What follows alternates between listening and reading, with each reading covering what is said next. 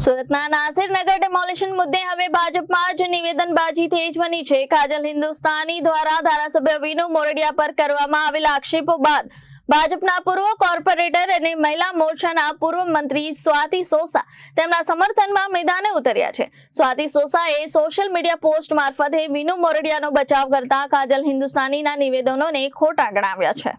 નાસિરનગર demolition મુદ્દે ભાજપના બે નેતાઓ વચ્ચે વિવાદ વધુ ઘેરો બનતો જઈ રહ્યો છે। કાજલ હિન્દુસ્તાની દ્વારા ધારાસભ્ય વિનુ મોરડિયા પર ગંભીર આક્ષેપો કરવામાં આવ્યા બાદ હવે સ્વાતિ સોસા ખુલ્લેઆમ તેમના સમર્થનમાં આવ્યા છે।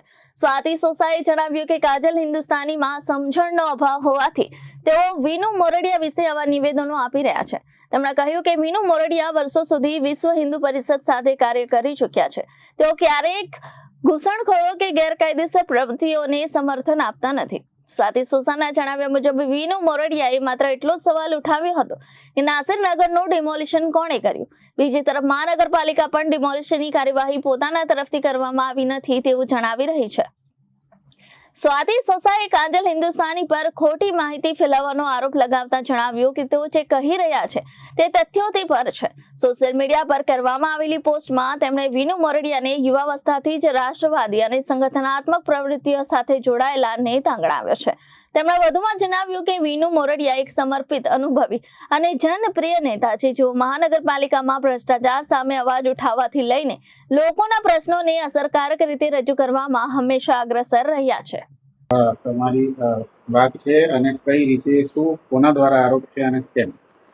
મારું નામ ડૉક્ટર સ્વાતિબેન મનુભાઈ સોસા છે। હવે 14 દિવસ પહેલાં નાસિરનગરમાં ડિમોલિશન કરવામાં આવ્યું હતું ઝુંપડપટ્ટીનું, અને અમારા સ્થાનિક ધારાસભ્ય છે વિનુભાઈ મોરડિયા દ્વારા એમના દ્વારા સંકલનમાં સવાલ પૂછવામાં આવ્યો હતો કે ભાઈ આ ડિમોલિશન કોના દ્વારા કરવામાં આવ્યું છે, પરંતુ તે સમય પર કોર્પોરેશન દ્વારા વિનુભાઈને જવાબ આપવામાં આવ્યો હતો કે ભાઈ આ ડિમોલિશન અમારા દ્વારા કરવામાં આવ્યું નથી। એટલે સ્થાનિક ધારાસભ્ય તરીકે એવું પૂછ્યું એમણે કે ભાઈ તમે નથી કર્યું તો આ ડિમોલિશન કોણે કર્યું, અને એ બાબતથી એ લોકો આગળ વધ્યા અને એ પ્રમાણે જે પરિસ્થિતિ છે તમે બધા જાણો છો।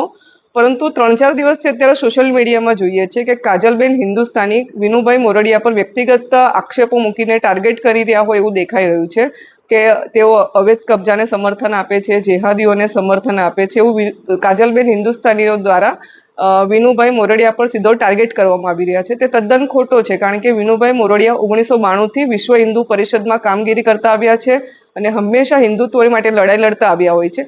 એમણે કોઈ પણ ઘૂસપેઠિયાને સમર્થન નથી આપ્યું। એમણે ખાલી એક જ સવાલ પૂછ્યો તો એ બી એમના મત વિસ્તારમાં આવતો હતો એટલા માટે કે ભાઈ આ ડિમોલિશન કોના દ્વારા કરવામાં આવ્યું છે, પરંતુ કાજલબેન હિન્દુસ્તાની દ્વારા પૂરી વાત જાણ્યા વગર કે પૂરી સમજ મેળવ્યા વગર ખોટું વિનુભાઈને વ્યક્તિગત ટાર્ગેટ કરીને સ્ટેટમેન્ટ આપવામાં આવી રહ્યું છે, તે તદ્દન ખોટું છે।